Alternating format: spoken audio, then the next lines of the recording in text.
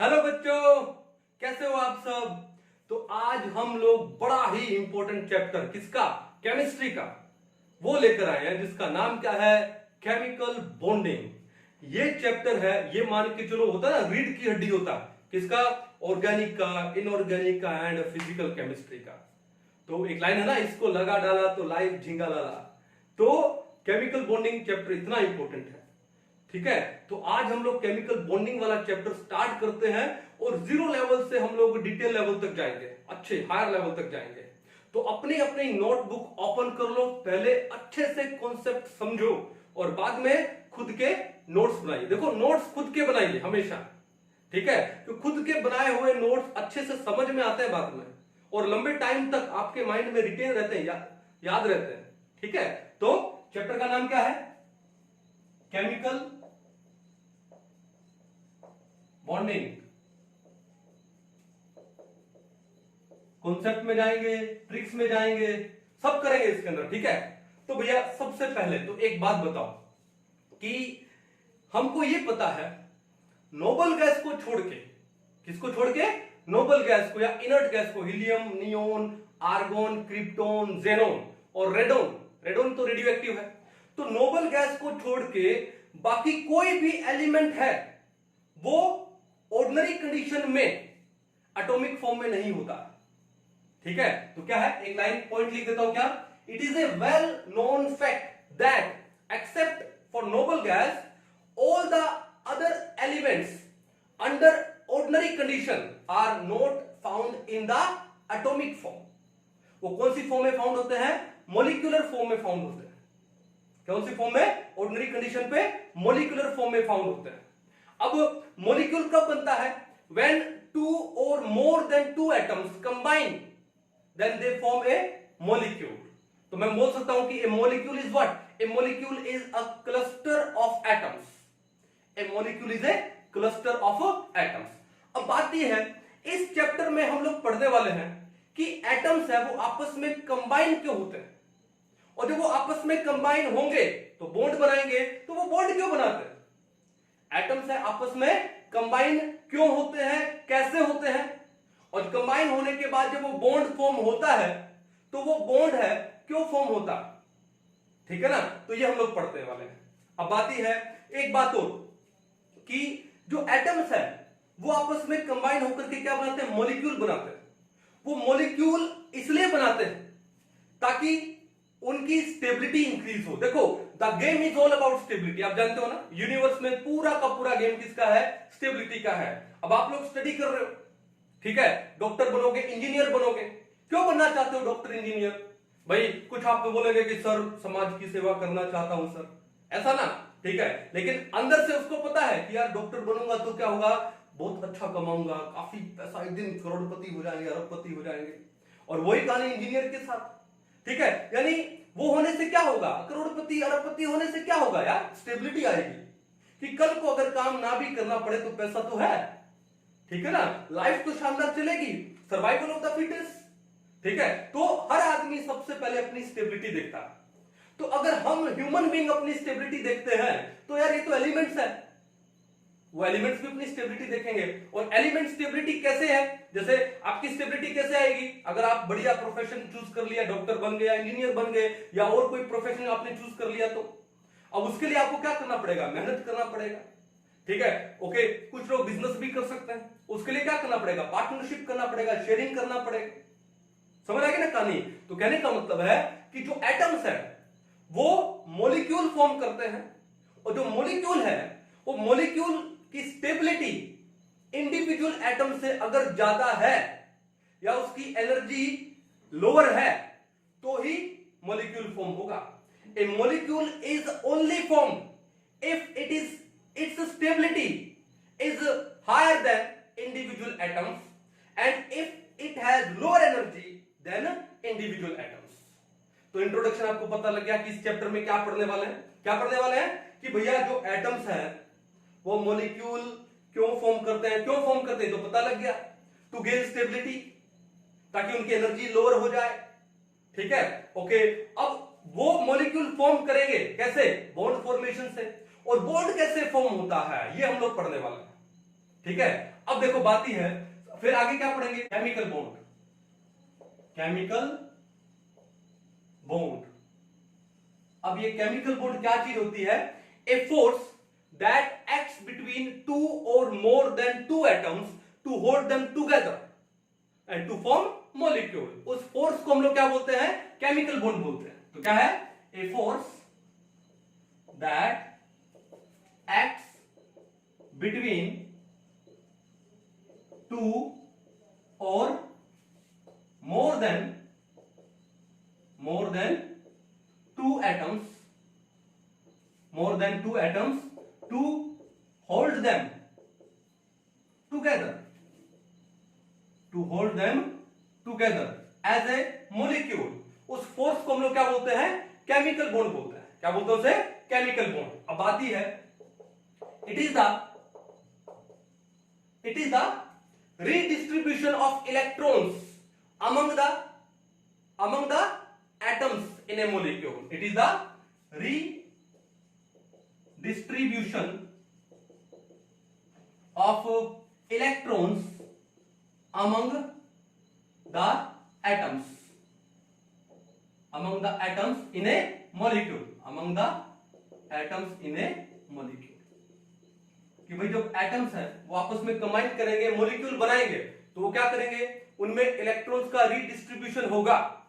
उनमें क्या होगा, इलेक्ट्रॉन्स का रीडिस्ट्रीब्यूशन होगा। अब देखो नेक्स्ट पॉइंट क्या है, कि जो बॉन्ड फॉर्मेशन होता है उसमें एनर्जी क्या होती है, डिक्रीज होती है।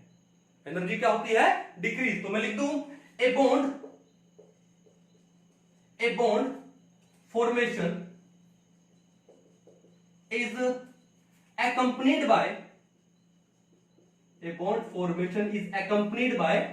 क्या होगा, डिक्रीज इन एनर्जी।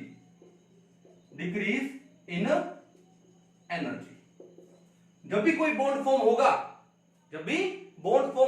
तो एनर्जी क्या होगी, डिक्रीज होगी। और एनर्जी डिक्रीज होने से स्टेबिलिटी क्या होगी, इंक्रीज होगी। तो नेक्स्ट पॉइंट क्या हो गया, कि decrease in energy is directly proportional to stability of the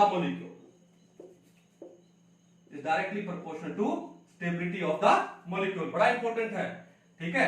energy decrease होने का मतलब क्या है, कि मॉलिक्यूल का स्टेबिलिटी इंक्रीज हो रहा है। Decrease in energy is directly proportional to the stability of the molecule. That's why atoms combine together to form a molecule, because a molecule is more stable than individual atoms। That's why a molecule is more stable than individual atoms except noble gas। क्या लिखा, except noble gas। इतनी कहानी समझ आ गई, chemical bond के बारे में पता लग गया कि बॉन्ड फॉर्मेशन क्या होता है, क्यों होता है, ये पता लग गया। अब आते हैं क्या, केमिकल कॉम्बिनेशन, यानी ये बॉन्ड फॉर्मेशन के रीजन पता करते हो, कि बॉन्ड फॉर्मेशन के क्या रीजन है। तो आप एक काम करो, एक बार इसको नोट डाउन कर लो, और नोट डाउन करने के बाद फिर हम लोग आगे बढ़ते हैं। देखो मिटा दो इसको पहले, चलो पॉज करके इसको नोट डाउन कर लीजिएगा। अभी हम लोग क्या पढ़ने वाले हैं, what are the causes of chemical combination या फिर बॉन्ड फॉर्मेशन। बॉन्ड फॉर्मेशन के रीजन क्या है, इसका कारण क्या है, ये हम लोग पढ़ने वाले हैं, ठीक है। अब देखो क्या पढ़ने वाले हैं, कॉज ऑफ बॉन्ड फॉर्मेशन, ठीक है, कॉज ऑफ बॉन्ड फॉर्मेशन। तो बॉन्ड फॉर्मेशन के यहां पे दो मेजर कॉजेज हम लोग पढ़ने वाले हैं। क्या है, पहला है tendency to acquire minimum energy. भाई हर कोई एलिमेंट चाहता है कि उसकी एनर्जी मिनिमम हो जाए। क्या हो जाए, मिनिमम हो जाए। जैसे मान लो एक सिंपल एग्जांपल देता हूं आपको। एग्जांपल ये है कि we are the human being. अब देखो हर एक आदमी के काम करने के कुछ एक रीजन होते हैं। एक आदमी काम करता है ताकि उसको पैसा मिले, और पैसा मिले ताकि वो अपनी लाइफ लग्जूरियस जी सके, ताकि बाद में उसको काम ना करना पड़े। हमने एक बार में कमा लिया काफी सारा, अब भैया इतना कमा लिया कि अपनी 7 पुश्तें बैठ के खा सकती है, काम करने की जरूरत नहीं है, ठीक है। लेजी पड़े हैं, सुबह 12 बजे उठ रहे हैं, ठीक है, ओके, जब चाहे घूम रहे हैं, सब कुछ कर रहे हैं ना, तो वो लेजीपन यानी मिनिमम एनर्जी वाली स्टेट पे आ गए हम लोग। क्या आ गए? मिनिमम एनर्जी वाले स्टेट पे।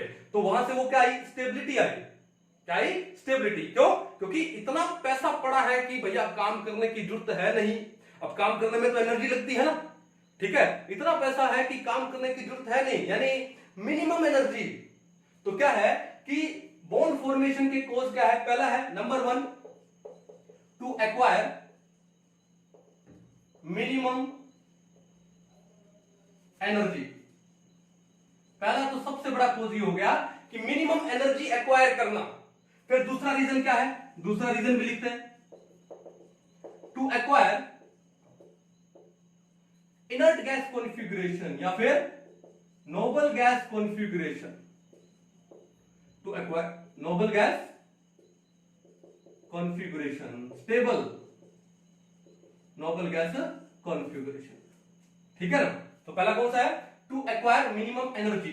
अब इस दोनों कॉजेस को एक एक करके डिटेल में पढ़ते हैं। अब देखो, मान लो कि एक एलिमेंट है और ये एलिमेंट का न्यूक्लियस है जिसमें प्रोटॉन है, न्यूट्रॉन है, the total positive charge is in the nucleus, और बाहर इसके क्या है? इलेक्ट्रॉन है। बाहर क्या इसके? इलेक्ट्रॉन। मैं ऐसे दिखा रहा हूं नॉर्मल। अब कोई नहीं है कि सर 2 ही इलेक्ट्रॉन क्यों दिखाए, ज्यादा भी हो सकते हैं भाई, ये लो 3 ले लो।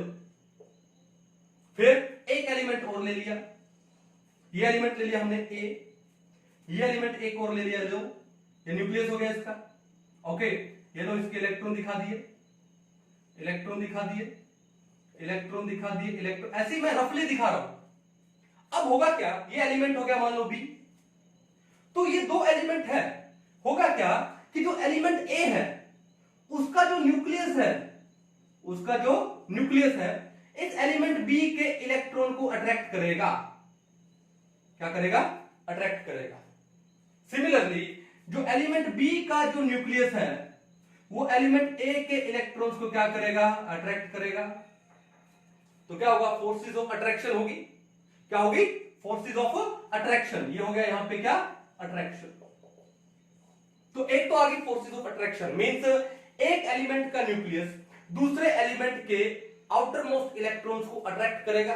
सिमिलरली दूसरा एलिमेंट का न्यूक्लियस पहले एलिमेंट के आउटर मोस्ट इलेक्ट्रॉन को अट्रैक्ट करेगा। तो क्या आएगा? फोर्सेस ऑफ अट्रैक्शन डेवलप होंगी।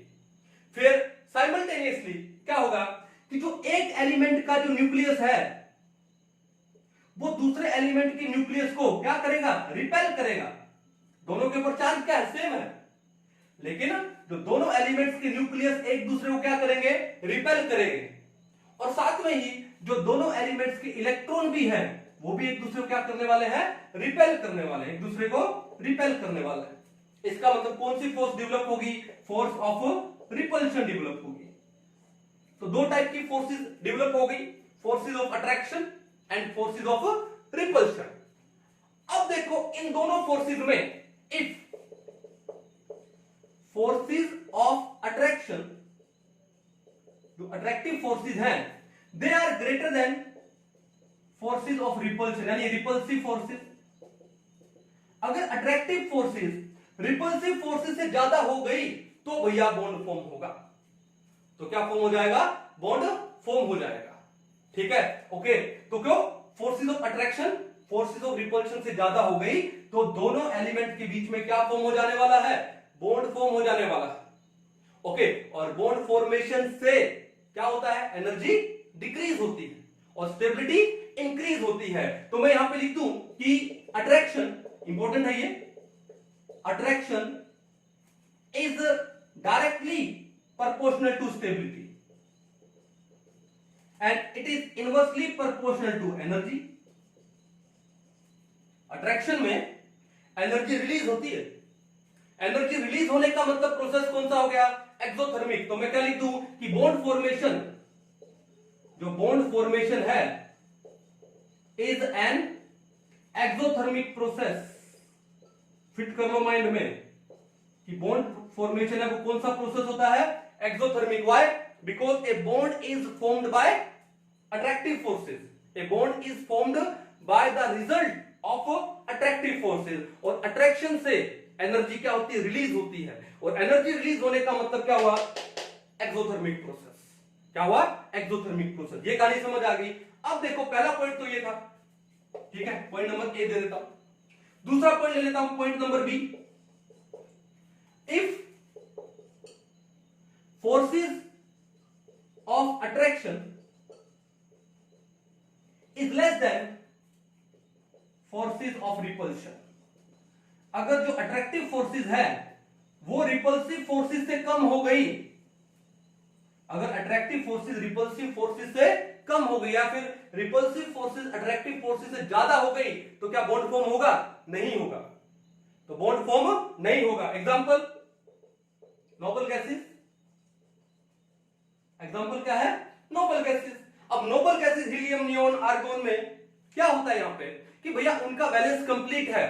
अब उनमें एक नोबल गैस का जो न्यूक्लियस है दूसरे नोबल गैस के इलेक्ट्रॉन को अट्रैक्ट नहीं करेगा। क्यों? क्योंकि खुद का ही कंप्लीट है उसका बैलेंस, तो दूसरी तरफ देखेगा ही नहीं वो।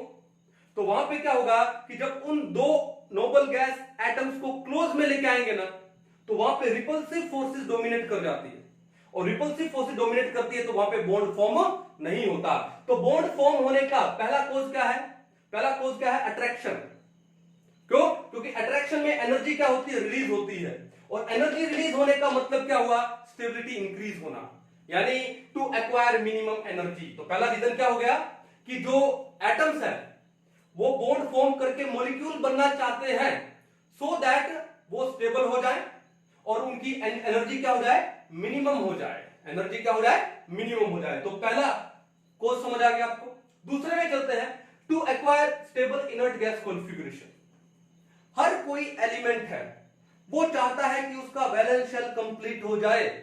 वैलेंस शेल कंप्लीट होने का मतलब क्या है कि वो इनर्ट गैस कॉन्फ़िगरेशन में आ जाए। क्या आ जाए? इनर्ट गैस कॉन्फ़िगरेशन में, ठीक है, ताकि उनकी स्टेबिलिटी बढ़ जाए। ठीक है, फॉर एग्जांपल पहली बात तो देखो, अब वैलेंस शेल कंप्लीट करने के लिए वो क्या करेंगे? वो इलेक्ट्रॉन्स का शेयरिंग करेंगे, और इलेक्ट्रॉन का जो शेयरिंग होता है उसी से तो बॉन्ड फॉर्म होता है, वही तो रीजन है बॉन्ड फॉर्मेशन का। ठीक है, तो जो एलिमेंट्स है वो बॉन्ड फॉर्म करते हैं बाय शेयरिंग ऑफ इलेक्ट्रॉन, और कौन से इलेक्ट्रॉन शेयर होंगे? Valence electron. ठीक है, sharing of by sharing of valence electrons. अब वैलेंस इलेक्ट्रॉन कौन से? जैसे मान लो NS वाले, NP वाले, N-1D वाले। ये जो वैलेंस इलेक्ट्रॉन है सिर्फ वैलेंस इलेक्ट्रॉन ही पार्टिसिपेट करेंगे बॉन्ड फॉर्मेशन में। अंदर वाले इलेक्ट्रॉन्स है ना, जो इनर वाले इलेक्ट्रॉन्स है, वो बॉन्ड फॉर्मेशन में कभी पार्टिसिपेट नहीं करते हैं। सिर्फ कौन करता है? वैलेंस इलेक्ट्रॉन्स ही बॉन्ड फॉर्मेशन में पार्टिसिपेट करते हैं। ठीक है, और ये इलेक्ट्रॉन का जो क्या बोलते हैं कि इलेक्ट्रॉन का पार्टिसिपेशन क्यों होता है? ताकि बॉन्ड फॉर्म हो और इनर्ट गैस कॉन्फ़िगरेशन आए। जैसे मान लो मैं आपको एक एग्जांपल देता हूं। एग्जांपल ये है, अपने पास क्या कि HF ले लो। अब पहले क्या था? पहले हाइड्रोजन था जिसके पास सिर्फ एक ही इलेक्ट्रॉन था, और एक फ्लोरीन एटम था जिसके पास 1 2 3 4 5 6 7 वैलेंस इलेक्ट्रॉन थे।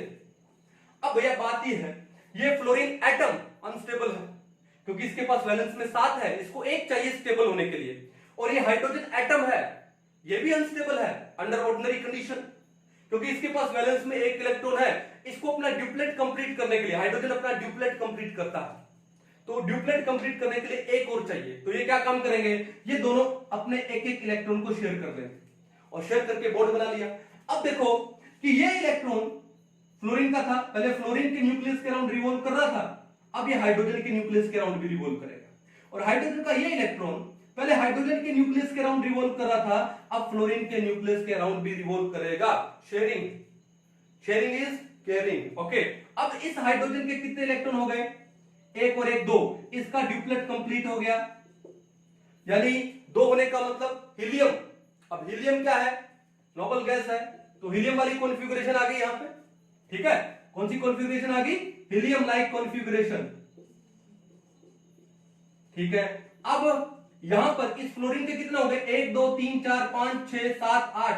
अब इस फ्लोरीन के कितने हो गए, 8 हो गए, यानी इसका ऑक्टेट कंप्लीट हो गया। ठीक है, ऑक्टेट कंप्लीट, यानी कौन सी कॉन्फ़िगरेशन आ गई यहां पे, इसका इसकी आ गई नियोन लाइक कॉन्फ़िगरेशन। अब चाहे मैं हीलियम बोलूं चाहे मैं नियोन बोलूं, ये हीलियम और नियोन क्या है, ये इनर्ट गैसेस है। तो कोई भी एलिमेंट्स हैं, जो एटम्स हैं, वो बॉन्ड फॉर्म करते हैं, और बॉन्ड फॉर्म में वो अपने वैलेंस इलेक्ट्रॉन्स को शेयर करते हैं। Only valence electrons are shared in bond formation. और बॉन्ड फॉर्मेशन क्यों होता है, इलेक्ट्रॉन का शेयरिंग क्यों होता है, ताकि नोबल गैस कॉन्फ़िगरेशन आ जाए, क्योंकि नोबल गैस कॉन्फ़िगरेशन सबसे ज्यादा क्या होती है, स्टेबल होती है। कहानी समझ आ गई, कोई दिक्कत नहीं है। तो आई होप आपको पता लग गया होगा कि बॉन्ड फॉर्मेशन के कोज क्या है। अब यहां पर एक बात आई, यहां पर क्या, ऑक्टेट कंप्लीट होना। तो अभी इसके बाद हम लोग पढ़ने वाले हैं क्या, ऑक्टेट रूल। क्या पढ़ने वाले हैं, ऑक्टेट रूल। ठीक है, किसने दिया था, लुईस ने, एक साइंटिस्ट थे जिनका नाम था लुईस, इसलिए हम इसको क्या बोलते हैं, लुईस ऑक्टेट रूल भी बोलते हैं। ठीक है ना, तो एक काम करो, इसको पहले नोट डाउन कर लो पॉज करके, और फिर उसके बाद हम लोग पढ़ते हैं क्या, लुईस ऑक्टेट रूल। ठीक है, चलो मिटा दिया जाए।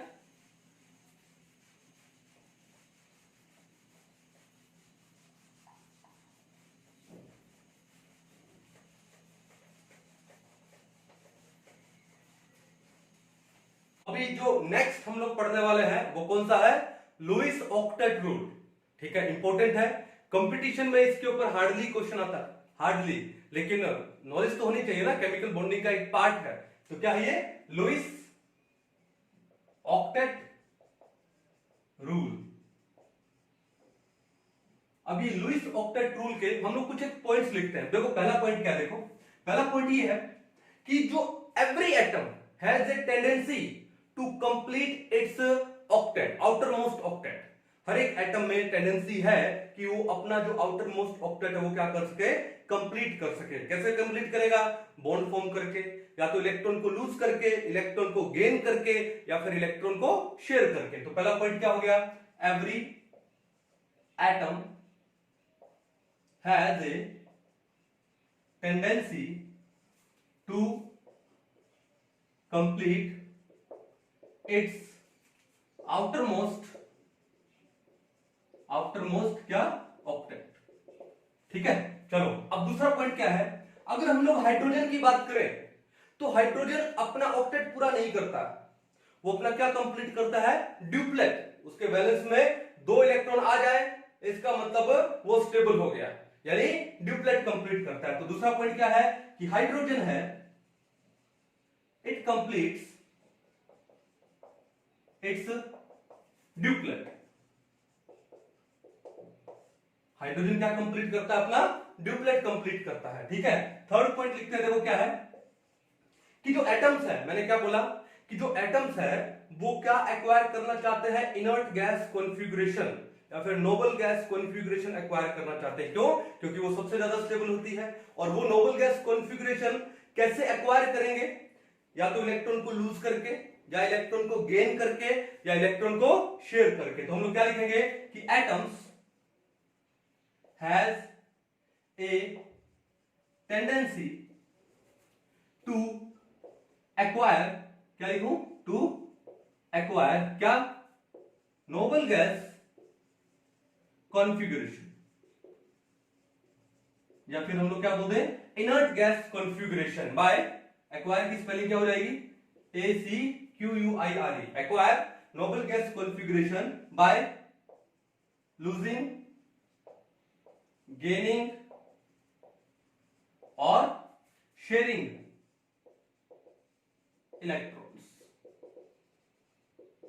ठीक है, means to acquire noble gas configuration, जो एटम्स है दे लूज, दे गेन और दे शेयर इलेक्ट्रॉन्स। ठीक है, अब फोर्थ पॉइंट क्या है, डेफिनेशन लिख देते हैं कि ऑक्टेट रूल की डेफिनेशन क्या लिखें, क्या लिखें कि the tendency of atoms, the tendency of atoms to achieve 8 electrons, to achieve 8 electrons in their outermost shell या valence shell, in their valence shell, या हम इसको क्या बोल देते हैं, outermost shell is known as octet rule या फिर लुईस ऑक्टेट रूल। एटम्स का वो टेंडेंसी जिससे वो 8 इलेक्ट्रॉन्स अचीव कर लेते हैं in their outermost shell या इन देयर वैलेंस शेल, तो उसको हम लोग क्या बोलते हैं, लुईस ऑक्टेट रूल बोलते हैं। ठीक है, चलो कुछ एक एग्जांपल लेते हैं कि बिना एग्जांपल के तो मजा नहीं आएगा। ठीक है, सबसे पहले मैं एग्जांपल ले लेता हूं किसका, मीथेन का। किसका एग्जांपल ले लूं, मीथेन। फॉर्मूला क्या मीथेन का, CH4। क्या है, CH4। तो कैसे लिखोगे कि ये कार्बन, अब आपको लिखना है इसका वैलेंस शेल। अब कार्बन के पास टोटल कितने इलेक्ट्रॉन होते हैं, 6 होते हैं। एटॉमिक नंबर कितना है, 6 है। अब 6 का मतलब क्या हुआ, एटॉमिक नंबर को लिखते हैं Z से। 6 का मतलब इलेक्ट्रॉनिक कॉन्फ़िगरेशन क्या हुआ, 1s2 फिर कॉमा 2s2 2p2, यही तो होता है। अब ये 1s2 तो इनर शेल है, लेकिन ये 2s2 एंड 2p2 ये क्या है, ये आउटर शेल है। ये क्या है, आउटर शेल। तो आउटर शेल में टोटल कितने इलेक्ट्रॉन्स है, 2 और 2 4। कितने इलेक्ट्रॉन्स है, 2 और 2 4। तो आप एक काम करो, इस कार्बन के पास में 4 इलेक्ट्रॉन को शो कर दो। हमको सिर्फ आउटर मोस्ट इलेक्ट्रॉन को शो करना होता है, वैलेंस इलेक्ट्रॉन को शो करना होता है, याद रखिएगा। अब साथ में कितने हाइड्रोजन लगे हैं, 4। अब हाइड्रोजन का एटॉमिक नंबर कितना है, Z इज इक्वल टू 1 बोल दे तो 1s1। इलेक्ट्रॉनिक कॉन्फ़िगरेशन कितना होगा, 1s1 होगा। और ये जो 1s है यही इसका आउटर मोस्ट शेल है। और हाइड्रोजन क्या कंप्लीट करता है, अपना ड्यूप्लेट। एक तो इलेक्ट्रॉन इसके पास है ही, एक और चाहिए। अब वो एक और कैसे आएगा, शेयर करके आएगा। तो एक काम करो, कार्बन के जो मैंने 4 वैलेंस इलेक्ट्रॉन रखे हैं, अब वहीं पर आप क्या लगा दो, एक एक हाइड्रोजन लगा दो और एक एक इलेक्ट्रॉन हाइड्रोजन का दिखा दो। मैं स्टार से दिखा रहा हूं हाइड्रोजन का इलेक्ट्रॉन। ठीक है, येलो हाइड्रोजन का इलेक्ट्रॉन में दिखा रहा हूं स्टार से। ठीक है, इतनी बात समझ गए आप लोग। चलिए एक बार इसको मिटा दूं, ये समझ गए होंगे ना। चलिए, तो हमने क्या काम किया, कार्बन के वैलेंस इलेक्ट्रॉन दिखा दिए 4, और उन चारों के साथ में क्या लगा दिया, एक एक हाइड्रोजन लगा दिया अपने एक एक इलेक्ट्रॉन के साथ। अब देखो बात ये है कि हाइड्रोजन ने तो अपना ड्यूप्लेट कंप्लीट कर दिया, तो इस हाइड्रोजन को इन 2 इलेक्ट्रॉन के साथ में ऐसे सर्कल कर दो। कर दिया, इस हाइड्रोजन को भी क्या कर दो, सर्कल कर दिया, सर्कल कर दिया, सर्कल कर दिया। और ये सर्कल क्या शो करता है कि जो हाइड्रोजन है उन्होंने अपना ड्यूप्लेट कंप्लीट कर लिया है। ठीक है, हाइड्रोजन ने क्या कंप्लीट कर लिया है, ड्यूप्लेट। अब देखो इस कार्बन ने भी अपना ऑक्टेट कंप्लीट कर लिया इलेक्ट्रॉन शेयर करके। एक इलेक्ट्रॉन तो ये कार्बन का था ही, और एक हाइड्रोजन के साथ में शेयर कर लिया। ठीक है, तो कार्बन के टोटल 1 2 3 4 थे, और 4 इलेक्ट्रॉन इसने 4 हाइड्रोजन के साथ में शेयर कर लिए। तो एक काम करो, कार्बन को इन 8 इलेक्ट्रॉन के साथ में शो कर दो। कर दिया शो। ठीक है, तो ये है मीथेन का स्ट्रक्चर हो गया एक तरह से, किसके हिसाब से, ऑक्टेट रूल के हिसाब से, जो कि शो कर रहा है कि कार्बन का ऑक्टेट कंप्लीट हो गया और हाइड्रोजन का डुप्लेट कंप्लीट हो गया। क्लियर है। एग्जांपल और लेते हैं, देखो दूसरा एग्जांपल ले ले हम लोग। कैसे, मान लो हमने ले लिया वाटर। क्या ले लिया, वाटर। फॉर्मूला क्या है, H2। अब वाटर में सेंट्रल एटम कौन है आपका, ऑक्सीजन। अब ऑक्सीजन का एटॉमिक नंबर कितना होता है, बोलो। ऑक्सीजन का एटॉमिक नंबर कितना होता है, 8। अब 8 का मतलब जो इलेक्ट्रॉनिक कॉन्फ़िगरेशन है वो कितना है, 2 6, यानी 1s2 2s2 2p, कितना लिखूं, 4। तो ये तो इनर शेल है 1s2, और 2s एंड 2p ये क्या है, आउटर शेल है। और आउटर शेल में या वैलेंस शेल में इलेक्ट्रॉन कितने हैं, 2 + 4 6। तो आपने ऑक्सीजन लिख दिया, और ऑक्सीजन लिखने के बाद 6 इलेक्ट्रॉन शो कर दो, 1 2 3 4 5 6 शो कर दी। अब क्या लगे हैं, 2 हाइड्रोजन, और हर हाइड्रोजन के पास 1 इलेक्ट्रॉन होता है। तो ये हाइड्रोजन लिख दिया, और हाइड्रोजन का इलेक्ट्रॉन मैं स्टार के साथ शो कर दूं। अब ये मत समझना कि सर हाइड्रोजन का इलेक्ट्रॉन हर बार स्टार के साथ प्रेजेंट करेंगे। एक तरीका है लिखने का, कोई दिक्कत नहीं है। आप स्टार लिखो, डॉट लिखो, कुछ भी लिखो यार, ठीक है। फिर यहां पर भी एक हाइड्रोजन लगा दूं, क्योंकि 2 हाइड्रोजन है, H2O। ठीक है, अब क्या काम करेंगे, हाइड्रोजन क्या कंप्लीट करता है, अपना ड्यूप्लेट कंप्लीट करता है। तो हाइड्रोजन को इसके ड्यूप्लेट के साथ सर्कल में ले लो, या हाइड्रोजन को इसके ड्यूप्लेट के साथ सर्कल में ले लो। ले लिया। और ऑक्सीजन क्या कंप्लीट करेगा अपना ऑक्टेट। अब देखो ऑक्सीजन के पास 1 2 3 4 5 6 थे और 1 और 1 2 यानी 7 और 1 8, ये 2 इलेक्ट्रॉन इसने 2 हाइड्रोजन के साथ में शेयर कर लिए, तो ऑक्सीजन को इन 8 इलेक्ट्रॉन के साथ में दिखा दे। फिर जो स्ट्रक्चर बन गया इसको हम लोग क्या बोलते हैं, लुईस स्ट्रक्चर बोलते हैं। क्या बोलते हैं इसको हम लोग, लुईस स्ट्रक्चर। ये ऑक्टेट रूल को शो करता है। तो ये वाटर का ऑक्टेट क्या बोलते हैं, लुईस स्ट्रक्चर हो गया एक तरह से। कहानी समझ जाओगे, कोई दिक्कत नहीं है। और एग्जांपल है क्या, चलो और एग्जांपल लेते हैं हम लोग। हमने ले लिया मान लो अमोनिया नंबर 3, क्या ले लिया हम लोगों ने, अमोनिया। अब अमोनिया का फॉर्मूला क्या है, NH3। अमोनिया का फॉर्मूला क्या है, NH3। अब बात यह है भैया कि सेंट्रल एटम कौन हो गया, नाइट्रोजन। नाइट्रोजन का एटॉमिक नंबर कितना होता है, 7 यानी कॉन्फ़िगरेशन क्या हो गया, इलेक्ट्रॉनिक कॉन्फ़िगरेशन 2 और 5। वैलेंस में 5 इलेक्ट्रॉन हो गए, कौन से, 2s2 2p3। तो नाइट्रोजन के वैलेंस के 5 इलेक्ट्रॉन आप शो कर दो। देखो मैं कैसे शो करूं, 1 2 3 4 5। नाइट्रोजन के पास वैलेंस में 5 इलेक्ट्रॉन थे और 5 इलेक्ट्रॉन हमने शो कर दिए। अब कितने हाइड्रोजन लगे हैं, 3। तो जो एक एक सिंगल इलेक्ट्रॉन दिख रहा है ना, उसके सामने एक एक हाइड्रोजन शो कर दो, और हाइड्रोजन के पास खुद का एक इलेक्ट्रॉन होता है। हाइड्रोजन के पास खुद का एक इलेक्ट्रॉन है, हाइड्रोजन के पास खुद का एक इलेक्ट्रॉन है। तो हाइड्रोजन क्या कंप्लीट करता है अपना, ड्यूप्लेट। 1 और 1 2, ये ड्यूप्लेट कंप्लीट हो गया हाइड्रोजन का, ड्यूप्लेट कंप्लीट हो गया, ड्यूप्लेट कंप्लीट हो गया। और नाइट्रोजन का यहां पे ऑक्टेट कंप्लीट हुआ कैसे, 1 2 2 तो ये अनपेड इलेक्ट्रॉन, 3 4 5 6 7 8। अब इन सबको सर्कल में दे देते हैं। तो ये जो स्ट्रक्चर आया है, इस स्ट्रक्चर को क्या बोलते हैं, लुईस स्ट्रक्चर ऑफ अमोनिया। ये जो लुईस स्ट्रक्चर है किसके ऊपर बेस्ड है, लुईस ऑक्टेट रूल, तभी इसका नाम लुईस ऑक्टेट रूल आया है। इन स्ट्रक्चर को हम लोग क्या बोलते हैं, लुईस स्ट्रक्चर्स बोलते हैं। क्या बोलते हैं, लुईस स्ट्रक्चर्स। ठीक है, समझ आया, कोई दिक्कत नहीं है ना। इसको एक बार आप नोट डाउन करो, फिर थोड़ा सा हम लोग आगे बढ़ते हैं।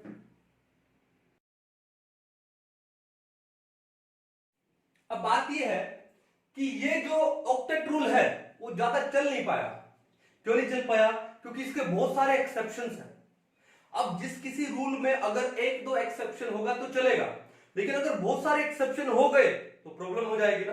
तो इसके बहुत सारे एक्सेप्शन है, क्यों कि बहुत सारे मॉलिक्यूल ऐसे हैं जहां पर ये ऑक्टेट रूल फेल हो जाता है। क्या हो जाता है, ऑक्टेट रूल फेल हो जाता है, इसीलिए एग्जाम में इसके ऊपर कम क्वेश्चन आते हैं। अब कैसे कैसे मॉलिक्यूल्स हैं, आई होप आपने उतार लिया होगा इसको, है ना। एक बार मिटा दिया जाए इसको, चलो।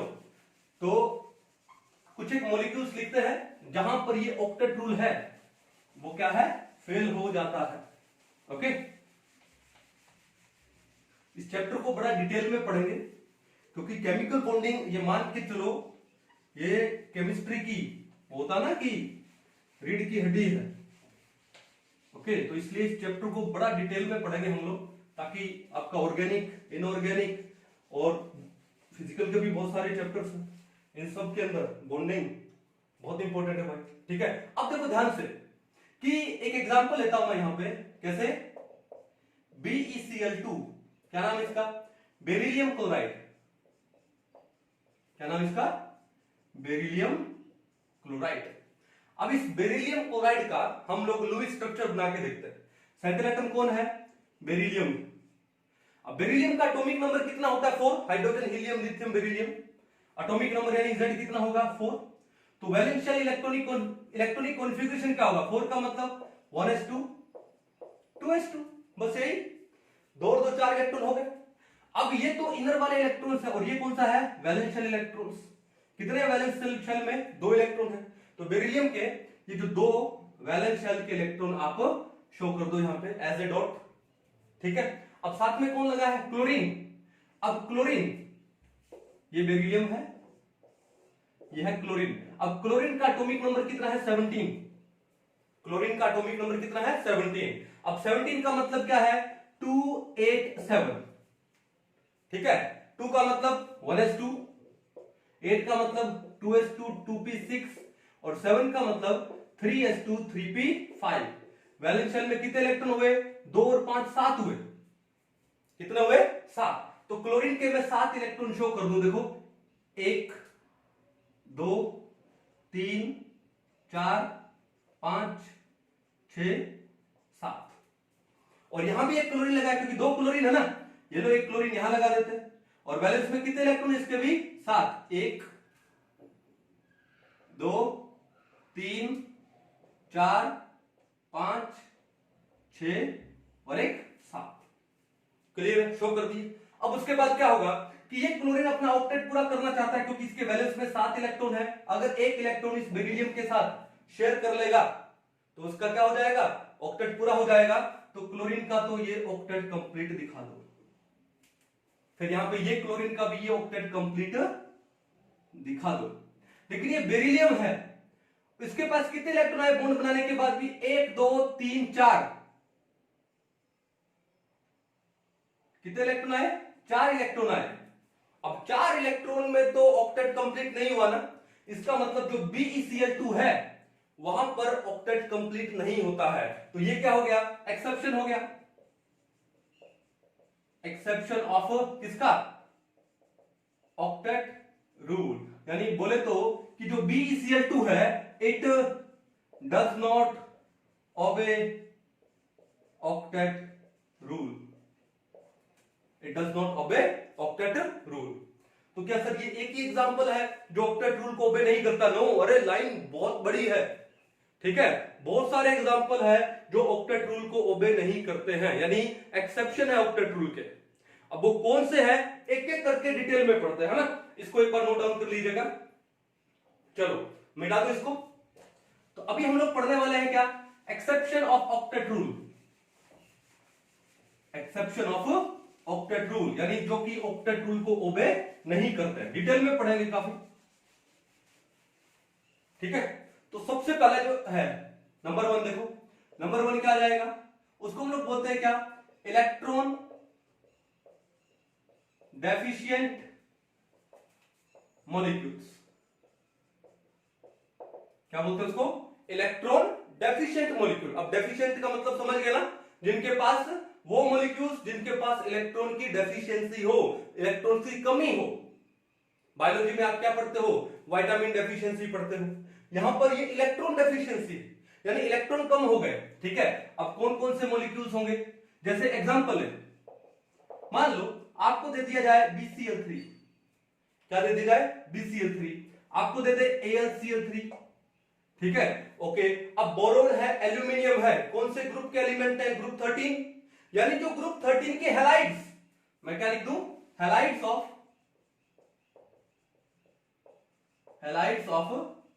ग्रुप 13। फॉर एग्जांपल क्या ले? जैसे BCl3 ले लो, BF3 ले लो, ठीक है, AlCl3 ले लो, AlF3 ले लो। तो ये क्या है? इलेक्ट्रॉन डेफिशिएंट मॉलिक्यूल्स है। कैसे करते हैं देखो। सेंट्रल एटम, मैं BCl3 का एग्जांपल ले रहा हूं। सेंट्रल एटम कौन है? बोरोन। अब बोरोन का एटॉमिक नंबर कितना है? 5। 5 का मतलब 2 3। वैलेंस में कितने इलेक्ट्रॉन हुए? 3, 2s2 एंड 2p1। तो वैलेंस में 3 इलेक्ट्रॉन है, तो 3 इलेक्ट्रॉन को मैंने शो कर दिया, 1 2 3। अब साथ में क्या लगे इसके? 3 क्लोरीन। और अभी हमने क्या पढ़ा? क्लोरीन के बैलेंस में कितने इलेक्ट्रॉन होते हैं? 7 होते हैं। तो एक काम करो कि जो जो एक एक इलेक्ट्रॉन दिखाई दे रहे हैं बोरोन के, उनके सामने क्या लगा दो? एक एक क्लोरीन लगा दो। और कितने इलेक्ट्रॉन लगा दो उसके बैलेंस के? 7 लगा दिए, ओके।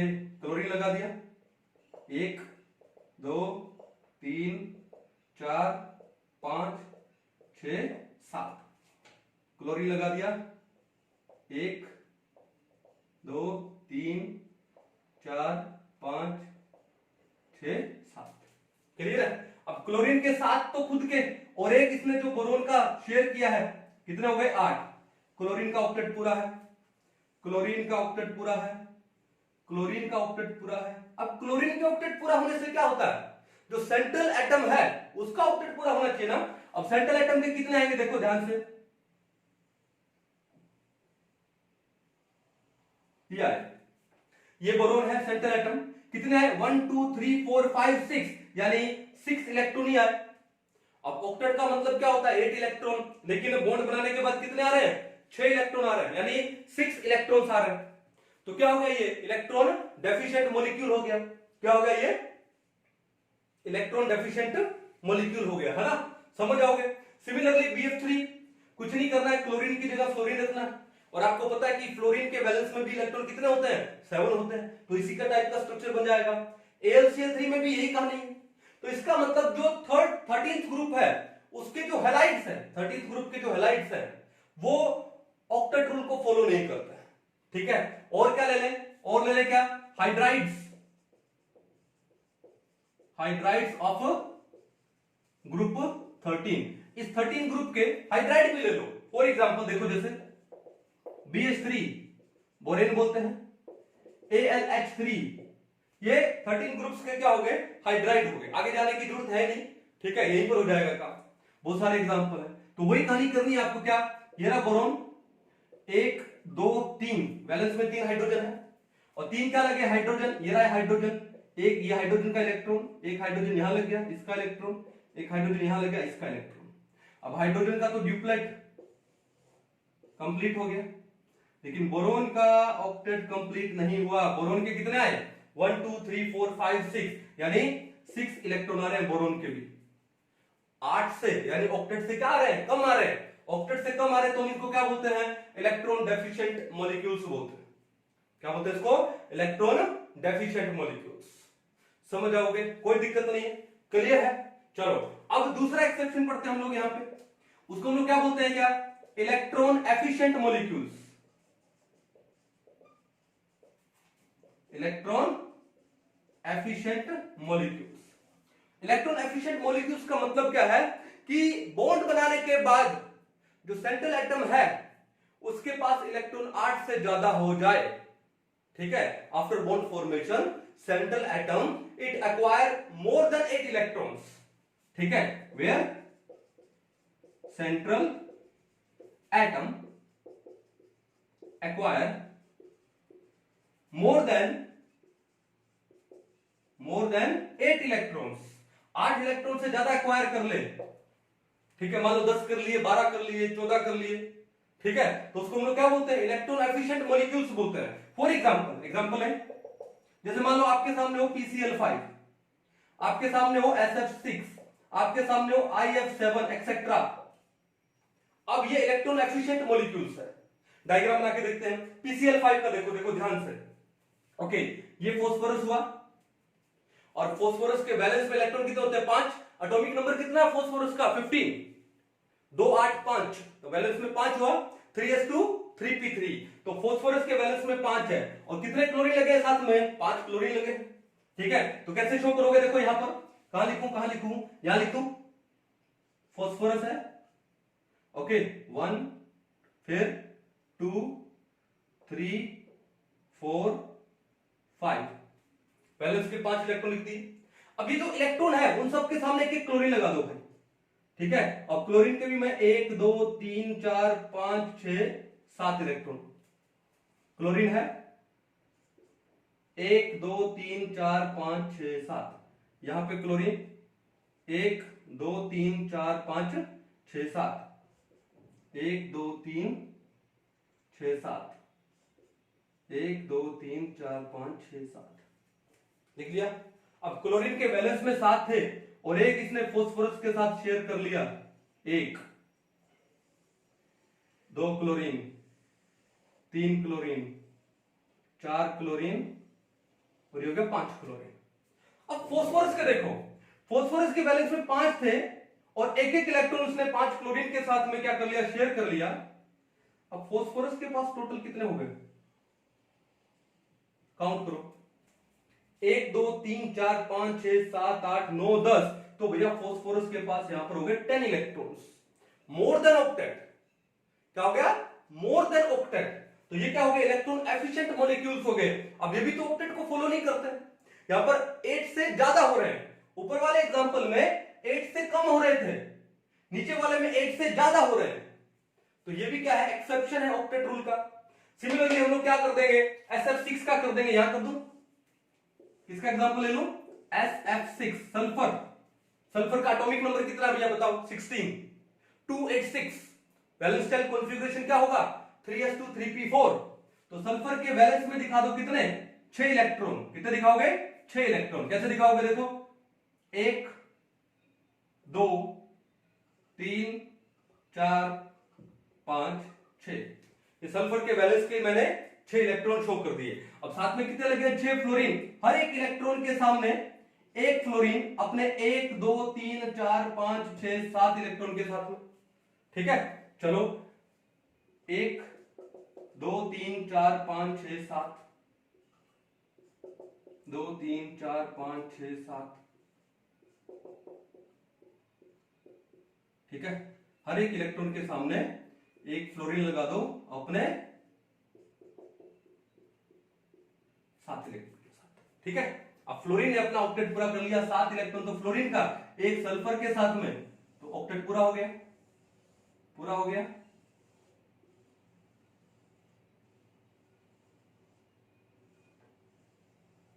हो गया ना। तो सल्फर के कितने हैं यहां पे, देखो सल्फर के, देखो ध्यान से,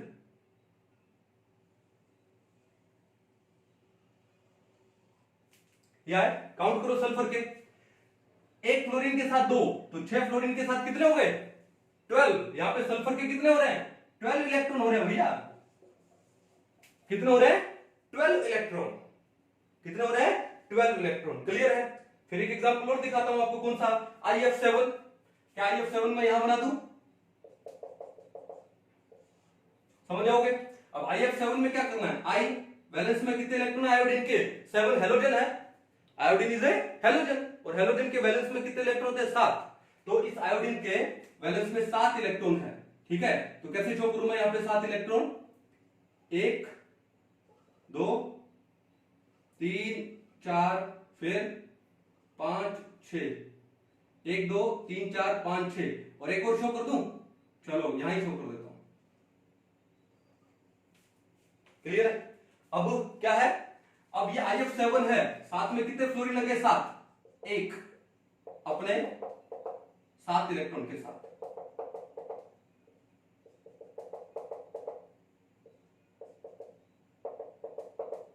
ठीक है, ये लो,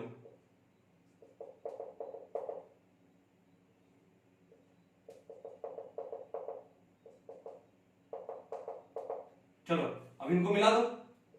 फ्लोरीन के तो हो गए 8, फ्लोरीन ने अपना ऑक्टेट पूरा कर लिया भाई, फ्लोरीन ने अपना ऑक्टेट पूरा कर लिया। लेकिन आयोडीन के कितने हो गए, देखो ध्यान से, आयोडीन के टोटल, एक फ्लोरीन के साथ में 2 है, तो 7 फ्लोरीन के साथ में कितने हो गए आयोडीन के टोटल, यहां पर इसके हो गए 14 इलेक्ट्रॉन्स। क्या हो गए, 14 इलेक्ट्रॉन। तो आपने देखा कि बॉन्ड फॉर्मेशन के बाद इन सब के जो इलेक्ट्रॉन्स हो रहे हैं वो कितने हो रहे हैं, मोर देन 8 हो रहे हैं। कितने हो रहे हैं, मोर देन 8। अब मोर देन 8 हो रहे हैं तो हम इसको क्या बोलेंगे, इलेक्ट्रॉन एफिशिएंट मॉलिक्यूल्स बोलेंगे। क्या बोलेंगे इनको हम लोग, इलेक्ट्रॉन एफिशिएंट मॉलिक्यूल। और अब आपको एक बात और बताता हूं, एक टर्म आती है, उस टर्म को हम लोग क्या बोलते हैं, सुपर ऑक्टेट मॉलिक्यूल्स। एग्जाम में क्वेश्चन भी हो जाता है, जैसे which among the following is a super octet molecule. अब सुपर ऑक्टेट का मतलब क्या है, कि जिस मॉलिक्यूल में बॉन्ड फॉर्मेशन के बाद मोर देन ऑक्टेट इलेक्ट्रॉन्स हो, यानी 8 से ज्यादा इलेक्ट्रॉन हो, तो क्या मैं बोल दूं कि जो SF6 है, बॉन्ड फॉर्म में कितने आते हैं इलेक्ट्रॉन, 12 आ जाते हैं सेंट्रल एटम पे, तो सुपर ऑक्टेट हुआ। आपका जो IF7 है, बॉन्ड फॉर्मेशन के बाद कितने हैं, 14 इलेक्ट्रॉन्स है सेंट्रल एटम के, सुपर ऑक्टेट हुआ।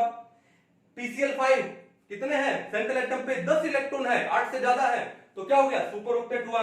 तो मैं बोल दूं कि जो मैंने एग्जांपल लिखे हैं, PCl5 हुआ, SF6 हुआ, या फिर आपका कौन सा हुआ, ये IF7 हुआ, ये सारे के सारे क्या है, सुपर ऑक्टेट मॉलिक्यूल्स है। कौन से हैं, सुपर ऑक्टेट मॉलिक्यूल। बस एक कंडीशन याद रखना कि सुपर ऑक्टेट मॉलिक्यूल्स का मतलब कि जो सेंट्रल एटम है उसमें बॉन्ड फॉर्मेशन के बाद 8 से ज्यादा इलेक्ट्रॉन हो और कोई भी डबल बॉन्ड ना हो। कोई भी डबल बॉन्ड, अभी तक तो सारी कहानी सिंगल बॉन्ड की चल रही है। अब डबल बॉन्ड की कहानी चलेगी जब हम लोग कोवलेंट बॉन्ड पढ़ेंगे, जहां पे सिग्मा बॉन्ड फिर पाई बॉन्ड आएगा, तब डबल बॉन्ड की कहानी चलेगी। बड़ा डिटेल में बताएंगे क्योंकि chemical bonding is all about this.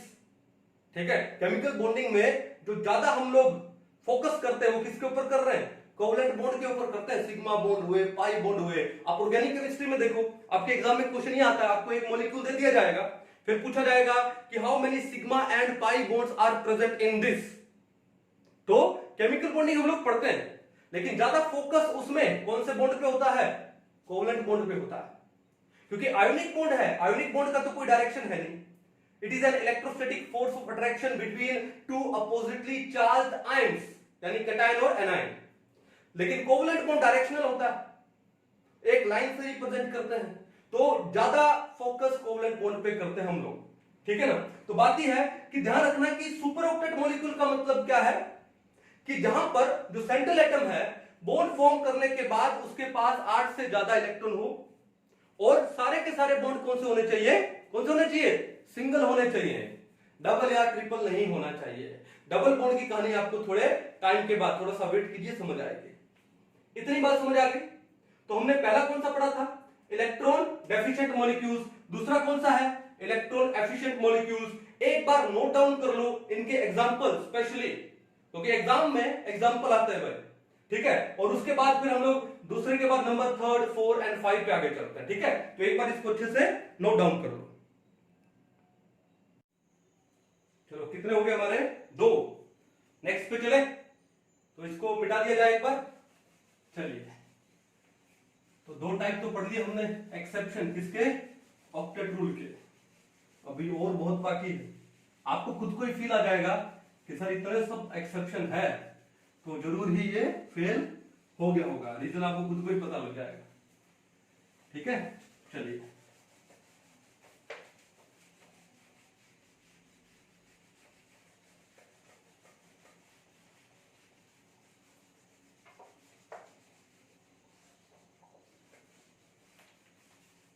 हाँ जी, नेक्स्ट देखो, नंबर 3। नंबर 3 क्या आएगा इसमें? Odd electrons, molecules having odd electrons, या फिर मैं इसको क्या लिख दूं? ओड इलेक्ट्रॉन या ओड इलेक्ट्रॉन मॉलिक्यूल्स। ओड का तो मतलब जानते हो ना, 1, 3, 5, 7, 9, 11, 13, 15 एक्सेट्रा। तो जो मॉलिक्यूल्स में जिनमें ओड इलेक्ट्रॉन होते हैं, अब ऑक्टेट का मतलब तो हुआ 8 इलेक्ट्रॉन, यानी इवन नंबर।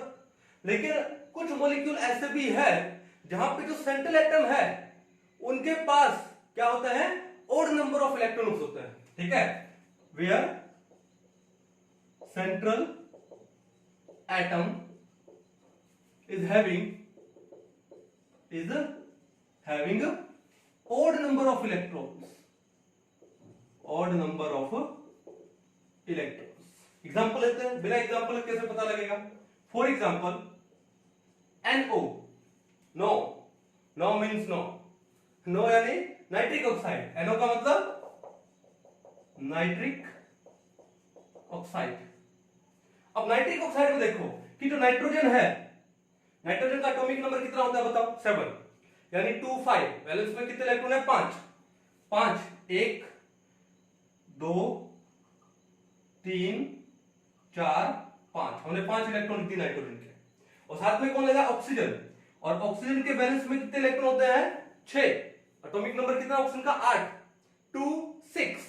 वैलेंस में 6 इलेक्ट्रॉन है, तो ऑक्सीजन के 6 इलेक्ट्रॉन लिखा दो। 1, 2, 3, 4, 5, 6 दिखा दिए। अब बात यह है कि ऑक्सीजन है तो 2 इलेक्ट्रॉन शेयर कर लिए, तो ऑक्सीजन का तो यहां पर ऑक्टेट हो गया पूरा। देखो, 1, 2, 3, 4, 5, 6, 7, 8, ऑक्सीजन का तो ऑक्टेट पूरा हो गया। लेकिन नाइट्रोजन ने भी शेयर तो किए 2 इलेक्ट्रॉन, लेकिन 2 इलेक्ट्रॉन शेयर करने के बावजूद भी नाइट्रोजन के पास इलेक्ट्रॉन कितने आए? 1, 2, 3, 4, 5, 6, 7। तो नाइट्रोजन के पास आए 7 इलेक्ट्रॉन। 7 इलेक्ट्रॉन बोले तो ऑड नंबर ऑफ इलेक्ट्रॉन्स। अब देखो, ऑक्टेट तो पूरा नहीं हुआ ना। वैसे ये जो एग्जांपल है हम किस में ले सकते थे? इलेक्ट्रॉन डेफिशिएंट में भी ले सकते थे, लेकिन क्योंकि इसमें ओड नंबर ऑफ इलेक्ट्रॉन आते हैं, इसलिए हमने इसको एक अलग ही दे दिया। क्यों? कुछ एक एग्जांपल ऐसे भी आएंगे जहां पे क्या होगा, ओड नंबर ऑफ इलेक्ट्रॉन है लेकिन 8 से ज्यादा है, तो क्या फिर उस एग्जांपल को हम लोग इलेक्ट्रॉन एफिशिएंट में लेंगे? तो हमने इसको एक अलग ही कैटेगरी में डाल दिया, क्या? Odd electron molecules. समझ गए? और एग्जांपल लेते हैं, देखो हमने एक एग्जांपल और लिया जैसे ClO2। अब यहां पे क्लोरीन आपका सेंट्रल एटम है। अब क्लोरीन के वैलेंस में कितने इलेक्ट्रॉन थे? 7। हेलोजन है, तो हेलोजन है तो वैलेंस में कितने होंगे? 7। 1, फिर 2, 3, 4, 5, 6, 7, ये 7 इलेक्ट्रॉन है क्लोरीन के वैलेंस इलेक्ट्रॉन्स। अब कितने ऑक्सीजन लगे हैं? 2। एक ऑक्सीजन यहां लगा दूं, ओके, और एक यहां लगा दूंगा लेफ्ट में। और ऑक्सीजन के वैलेंस में कितने होते हैं? 6। 1, 2, 3, 4, 5, 6। ऑक्सीजन के वैलेंस में 6 इलेक्ट्रॉन है, तो ठीक है, ऑक्सीजन ने तो 2-2 इलेक्ट्रॉन शेयर कर लिए। ठीक है, एक ऑक्सीजन यहां बना देता हूं, वैलेंस में 1, 2, 3, 4, 5, 6। ठीक है, शेयर करवा दो, करवा दिया। अब देखो इस ऑक्सीजन के टोटल कितने इलेक्ट्रॉन हुए? 1, 2, 3, 4, 5, 6, 7, 8। इसके कितने हुए? 1, 2, 3, 4, 5, 6, 7, 8। यानी ऑक्सीजन का तो ऑक्टेट पूरा हो गया, लेकिन इस क्लोरीन के कितने हुए? देखो अब इस क्लोरीन के कितने हुए यहां पे? देखो ध्यान से, 1, 2, 3, 4, 5, 6, 7, 8, 9, 10, 11। इस क्लोरीन के यहां पर हो गए 11 इलेक्ट्रॉन। अब 11 का मतलब पहले तो मोर देन 8 है, दूसरा क्या है? ओड है, तो ये किसमें डाल दिया हम लोगों ने? इसको ओड इलेक्ट्रॉन मॉलिक्यूल्स की कैटेगरी में डाल दिया, ओड इलेक्ट्रॉन मॉलिक्यूल्स की कैटेगरी में। समझ जाओगे? तो इसका मतलब ये जो ओड इलेक्ट्रॉन मॉलिक्यूल्स हैं, जहां पर जो सेंट्रल एटम है उसके पास बॉन्ड फॉर्मेशन के बाद ओड नंबर ऑफ इलेक्ट्रॉन रह जाते हैं, वो भी क्या हुआ? ऑक्टेट रूल का क्या हुआ? एक्सेप्शन हुआ। समझ जाओगे? अब आते हैं नंबर 4 पे कि सर कितने एक्सेप्शन बता रहे हो। ठीक है, नंबर 4 देखो ध्यान से, क्या बोलते हैं उसको? Pseudo inert gas configuration. ठीक है, इंपॉर्टेंट है भैया ये। सूडो का मतलब क्या होता है? सूडो का मतलब होता है फॉल्स। सूडो का मतलब क्या होता है? फॉल्स। या फिर मैं बोल दूं डुप्लीकेट, या फिर मैं बोल दूं क्या? Look alike. क्या बोल दूं? लुक अलाइक, कि देखने में लगे। जैसे डुप्लीकेट का मतलब क्या होता है? कि जो देखने में हूबहू सेम है लेकिन एक्चुअल में सेम नहीं होता, इसलिए हम इसको क्या बोलते हैं? सूडो। सूडो यानी फॉल्स बोलो, डुप्लीकेट बोलो, लुक अलाइक बोलो, एक ही बात है। Inert gas configuration. अब इनर्ट गैस कॉन्फ़िगरेशन का मतलब क्या है? जिनका वैलेंस कंप्लीट हो, यानी ऑक्टेट कंप्लीट हो। अब बात यह है कि सूडो इनर्ट गैस कॉन्फ़िगरेशन में आगे कुछ एक टाइप आते हैं, इसके और टाइप बताता हूं। नंबर 1 टाइप क्या आता है कि अगर वैलेंस में 18 इलेक्ट्रॉन्स हो, क्या लिखूं? सेंट्रल एटम या फिर ion is having 18 electrons in the valence shell या फिर आउटर मोस्ट शेल। कितने इलेक्ट्रॉन्स हो? 18 इलेक्ट्रॉन्स। भाई अभी तो 8 इलेक्ट्रॉन की बात चल रही थी, ऑक्टेट रूल है, लेकिन यहां पर वैलेंस में कितने आते हैं? 18 आ जाते हैं। अब 8 है तभी तो ऑक्टेट बोला ना, ऑक्ट यानी 8, ऑक्टा यानी 8। अब 18 हो गया तो ऑक्टेट में नहीं आएगा। एग्जांपल, फॉर एग्जांपल, जैसे मान लो आपने ले लिया कॉपर +1। क्या ले लिया? कॉपर +1। तो पहले तो बता दो कि कॉपर का एटॉमिक नंबर कितना होता है? 29 होता है। ठीक है, कितना होता है? 29। तो कॉपर का एटॉमिक नंबर है 29। तो वैलेंस शेल कॉन्फ़िगरेशन क्या है? 3d10 4s1। एटॉमिक स्ट्रक्चर में एंड में पढ़ा था ना ये। ठीक है, extra stability of half filled as well as completely filled substance. अब बोला इन्होंने कॉपर +1 का मतलब एक इलेक्ट्रॉन चला गया। ठीक है, और एक काम करते हैं, 3d10 4s1 लिखा तो है हम लोगों ने, ठीक है, पूरा लिखते हैं हम लोग। कॉपर जिसका एटॉमिक नंबर 29 है, तो पूरा कॉन्फ़िगरेशन क्या होगा? 1s2 2s2 2p6, फिर क्या आएगा? 3s2 3p6 3d10 4s1, ये होती है। अब हमने बोला कॉपर +1, कॉपर +1। अब +1 का मतलब है एक इलेक्ट्रॉन गया और वो एक इलेक्ट्रॉन कहां से जाएगा, वैलेंस से जाएगा, और वैलेंस वाला कौन सा है 4s1, तो 4s का एक इलेक्ट्रॉन चला गया, चला गया। तो ये कॉपर प्लस का यानी क्यूप्रस आयन का कॉन्फ़िगरेशन है, इलेक्ट्रॉनिक कॉन्फ़िगरेशन। अब देखो इसका वैलेंस कौन हो गया, ये इसका वैलेंस शेल हो गया, ये इसका क्या हो गया, वैलेंस शेल। और इसके वैलेंस शेल में इलेक्ट्रॉन कितने हैं, मैं सर्कल कर देता हूं, 2 + 6 + 8 10, कितना हो गया 18 इलेक्ट्रॉन्स। तो कितना हो गया वैलेंस शेल में 18 इलेक्ट्रॉन्स हो गए, किसमें, वैलेंस शेल में। अब 18 इलेक्ट्रॉन्स होने का मतलब यानी एक चीज देखो यार, वैलेंस तो फुल हो गया ना, थर्ड शेल है, देखो n का वैल्यू 3 है, s के लिए 3, p के लिए 3, d के लिए 3, वैलेंस शेल तो फुल हो गया ना, लेकिन इनर्ट गैस कॉन्फ़िगरेशन नहीं आया। अब वैसे देखा जाए तो जो इनर्ट गैसेस होती हैं, जो नोबल गैसेस होती हैं, हीलियम, नियोन, आर्गन, क्रिप्टोन, जीरोन, रेडोन, उनका वैलेंस कंप्लीट होता है, ठीक है, और वैलेंस में इलेक्ट्रॉन कितने होते हैं 8। लेकिन यहां पर देखो, यहां पर भी तो वैलेंस तो कंप्लीट है, थर्ड शेल है, थर्ड में कौन सा आता है, s p एंड d आते हैं। s में मैक्सिमम 2 इलेक्ट्रॉन, p में मैक्सिमम 6 इलेक्ट्रॉन और d में मैक्सिमम 10 इलेक्ट्रॉन, यानी थर्ड शेल है और यही इसका वैलेंस है और वो कंप्लीट है। ऐसा नहीं कि भैया d में 5 हो गए, नो नो हाफ फिल्ड, वैसा कुछ नहीं है, फुल है ये तो। लेकिन इनर्ट गैस कॉन्फ़िगरेशन तो नहीं आया, इनर्ट में भी वैलेंस फुल होता है, यहां भी वैलेंस फुल है, लेकिन ये इनर्ट नहीं है, तो इनर्ट के जैसा लग रहा है कि हाँ वैलेंस फुल है, इसलिए इसको क्या बोलते हैं, सूडो इनर्ट गैस कॉन्फ़िगरेशन बोलते हैं, या फिर सूडो नोबल गैस कॉन्फ़िगरेशन। ठीक है, कि भैया नोबल गैस नहीं है, लेकिन नोबल गैस की तरह इसका भी ऑक्टेट कंप्लीट है, नोबल गैस की तरह लुक लाइक, इसका भी क्या है ऑक्टेट, ऑक्टेट क्या हो, इसका वैलेंस शेल कंप्लीट है, नोबल गैस की तरह इनका भी वैलेंस शेल क्या है, फुल है, कंप्लीट है, तो इसको नोबल गैस की तरह, इसलिए हम लोग क्या बोलते हैं इसको, सूडो नोबल गैस कॉन्फ़िगरेशन या सूडो इनर्ट गैस कॉन्फ़िगरेशन। अब देखो इलेक्ट्रॉन कितने हो गए यहां पर 18, 8 से तो बहुत ज्यादा हो रहे हैं भाई, तो क्या ये ऑक्टेट रूल फॉलो कर रहा है, नो। और एग्जांपल लेते हैं, मान लो जिंक हो आपके पास, जिंक का एटॉमिक नंबर कितना होता है 30, और जिंक का इलेक्ट्रॉनिक कॉन्फ़िगरेशन क्या होगा, देखो 1s2 2s2 2p6 3s2 3p6 3d10 4s2, ये जिंक का इलेक्ट्रॉनिक कॉन्फ़िगरेशन है। अब हमने जिंक से 2 इलेक्ट्रॉन निकाल लिए, Zn+2 कर दिया, अब +2 करते ही 2 इलेक्ट्रॉन गए और वो कहां से जाएंगे, वैलेंस से, और वैलेंस कौन सा है यहां पे 4s, 2 इलेक्ट्रॉन गए।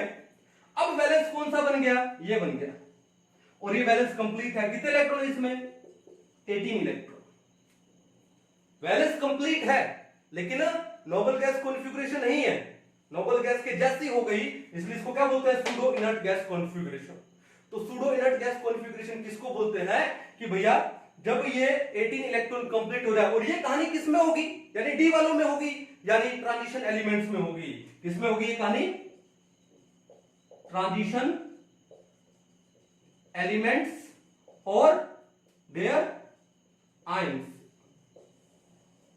ट्रांजिशन एलिमेंट और उनके आयंस में ये कहानी होगी, कहानी समझ गए। और एग्जांपल दे सकता हूं भैया यहां पे मैं, जैसे मान लो मैंने एक एग्जांपल और दे दिया, क्या, गैलियम +3। अब गैलियम कौन सी फैमिली का है, बोरोन फैमिली का है, boron, aluminium, gallium, indium, thallium, ये है ना। अब गैलियम का है, पहले मैं गैलियम लिख देता हूं, गैलियम का जो एटॉमिक नंबर होता है वो होता है 31, कितना होता है 31। तो एक काम करो, इस 31 का इलेक्ट्रॉनिक कॉन्फ़िगरेशन लिखो, क्या लिखोगे, 1s2 2s2 2p6 3s2 3p6 3d10 4s2 4p1, count करो, टोटल 31 हुए कि नहीं हुए, 2 और 1 3 और 10 13 और 6 19 और 2 21 और 6 27 और 2 29 और 2 31, हो गए 31। अब है हमने क्या लिया, गैलियम +3 ले लिया, +3 का मतलब वैलेंस से 3 इलेक्ट्रॉन उड़ा दिए, तो वैलेंस के 3 इलेक्ट्रॉन हमने उड़ा दिए, तो क्या बन गया 1s2 2s2 2p6 3s2 3p6 3d10। अब वैलेंस कौन बन गया, ये बन गया, अब ये क्या बन गया आपका वैलेंस शेल। अब वैलेंस शेल कंप्लीट है, कितने इलेक्ट्रॉन है यहाँ पे वैलेंस शेल में 18 इलेक्ट्रॉन्स है, कितने हैं 18 इलेक्ट्रॉन्स, लेकिन इनर्ट गैस कॉन्फ़िगरेशन नहीं है, वैलेंस कंप्लीट है, तो क्या बोलते हैं उसको? Pseudo inert gas configuration. तो गैलियम +3 हो गया। तो भैया यहां पर 18 इलेक्ट्रॉन्स आ रहे हैं, इसका मतलब क्या हुआ? इसका मतलब ये भी एक्सेप्शन है किसका? ऑक्टेट रूल का। ठीक है, कि यहां पर जो सेंट्रल एटम है वो क्या कर रहा है कि वो 8 इलेक्ट्रॉन बॉन्ड बनाने के बाद 8 इलेक्ट्रॉन नहीं ले रहा है, कितना ले रहा है? 18 ले रहा है। सूडो इनर्ट गैस कॉन्फ़िगरेशन बोलते हैं इसको। जब वैलेंस में कितने हो जाए? 18 इलेक्ट्रॉन आ जाए, तो क्या बोलते हैं उसको? सूडो इनर्ट गैस कॉन्फ़िगरेशन बोलते हैं। याद रखना, क्योंकि ये चीज जब हम लोग आगे इस चैप्टर में जाएंगे, इस चैप्टर में जब हम लोग आगे जाएंगे, कैसे जाएंगे? एक रूल आता है, उसको बोलते हैं फाजान रूल, इंपॉर्टेंट है एग्जाम पॉइंट ऑफ व्यू से। तो उसके अंदर ये सूडो इनर्ट गैस कॉन्फ़िगरेशन आएगा। तो वहां पर ये नहीं होना चाहिए कि सर इसका मतलब क्या है? सूडो इनर्ट गैस कॉन्फ़िगरेशन का मतलब क्या है कि जब वैलेंस में कितने इलेक्ट्रॉन आ जाए? 18 इलेक्ट्रॉन आ जाए। वैलेंस फुल है बट नोबल गैस के जैसा नहीं है कि 8 हो गए। नोबल गैस में तो 8 होते हैं ना वैलेंस में, यहां बैलेंस फुल है नोबल गैस के जैसा, लेकिन 8 नहीं है, 18 है, इसलिए इसको सूडो इनर्ट गैस कॉन्फ़िगरेशन बोलते हैं। क्लियर है? तो एक काम करो, इसको एक बार नोट डाउन कर लो, ठीक है? और नोट डाउन करने के बाद फिर हम लोग आगे चलेंगे। कितने हो गए हमारे टोटल? 4।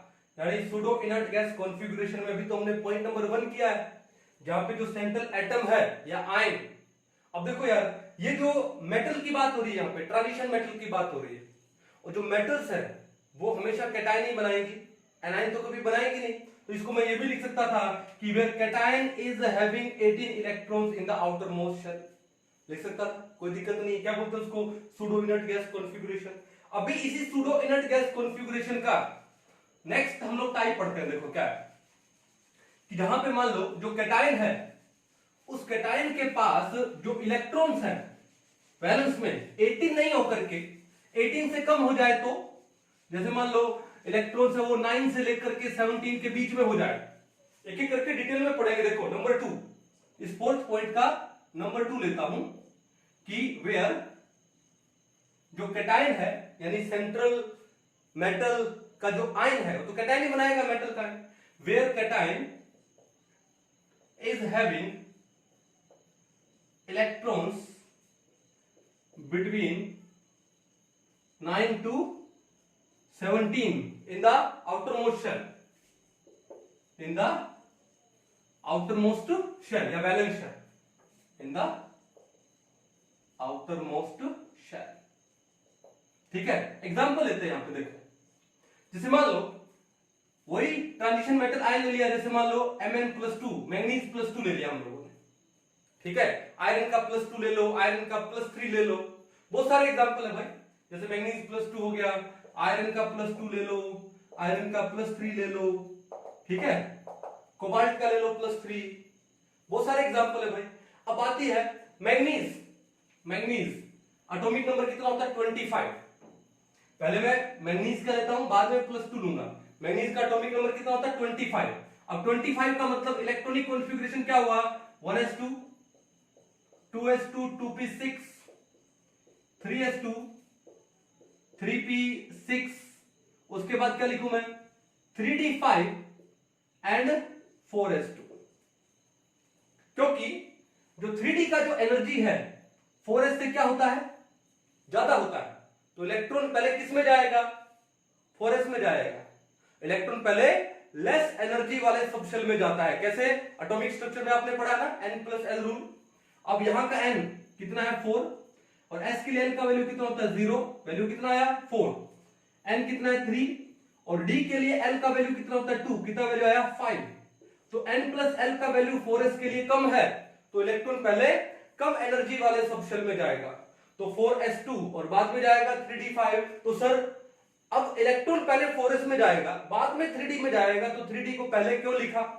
3d को पहले इसलिए लिखा है क्योंकि जो 3d है वो थर्ड शेल से बिलोंग रखता है। थर्ड, समझ गया ना? अब जो 3 है वो 4 से पहले लिखते हैं हम लोग, है ना? 1 2 3 4, 1 2 4 3 तो नहीं लिखते ना, इसलिए 3d को हमने पहले लिख दिया। लेकिन इलेक्ट्रॉन किस में जाएगा? पहले 4s में जाएगा। कहानी समझ गए? चलो अब देखो बात ही है, हमने क्या बोला था? मैंगनीज +2, अब ले लो +2, +2 का मतलब 2 इलेक्ट्रॉन गए। अब 2 इलेक्ट्रॉन कहां से जाएंगे? पीछे से। अब इलेक्ट्रॉन तो पीछे से जाएगा, क्योंकि जो 4s है वो फोर्थ शेल का है, वैलेंस शेल वो हो गया, तो इलेक्ट्रॉन इस वैलेंस शेल में से जाएगा, तो 4s में से 2 इलेक्ट्रॉन चले गए। अब आपका वैलेंस शेल कौन बन गया? ये क्या बन गया अभी आपका? Valence shell. और इस वैलेंस शेल में इलेक्ट्रॉन कितने हैं? 2 प्लस में 6 8 प्लस में 5 कितने इलेक्ट्रॉन है? 13 इलेक्ट्रॉन है। तो 9 से 17 के बीच हुआ कि नहीं हुआ? हुआ ना। सूडो इनर्ट गैस कॉन्फ़िगरेशन तो नहीं आई, क्योंकि ये वैलेंस शेल तो कंप्लीट नहीं है, लेकिन 9 से 17 के बीच में तो इलेक्ट्रॉन आ गए ना। तो भैया इसका मतलब ये भी आपका एक्सेप्शन है, किसका? ऑक्टेट रूल का।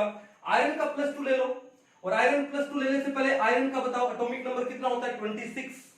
तो 26 है, तो कॉन्फ़िगरेशन क्या होगा?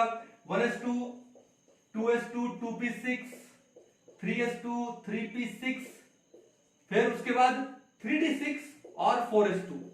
ये आयरन का इलेक्ट्रॉनिक कॉन्फ़िगरेशन है। अब आयरन ले लो +2 यानी 2 इलेक्ट्रॉन गए पीछे से। अब वैलेंस शेल कौन बन गया? ये। और इस वैलेंस शेल में इलेक्ट्रॉन कितने हैं? 2 प्लस में 6 प्लस में 6 कितने हुए? 14। यहां पर इलेक्ट्रॉन कितने हो गए?